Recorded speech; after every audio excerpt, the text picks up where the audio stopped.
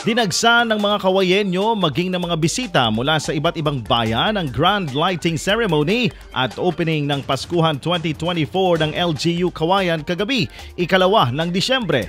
Ang naturang aktibidad ay dinaluhan ni City Mayor JCD kasamang mga city officials at mga tauhan mula sa iba't ibang ahensya katulad ng DTI, BSP, DICT at marami pang iba. Ayon sa mensahe ni City Mayor Cesar JCD Jr., ang pagpapailaw ng City Hall ay simbolo ng pagliwanag ng bagong kinabukasan sa bawat Kawayenyong naapektuhan sa nagdaang 6 na bagyo sa lungsod. Kasabay naman ng nasabing aktibidad ang launching ng Palengque RPH Plus, kung saan isinusulong nito ang cashless payment sa palengke at iba pang mga negosyo maging sa pampublikong transportasyon.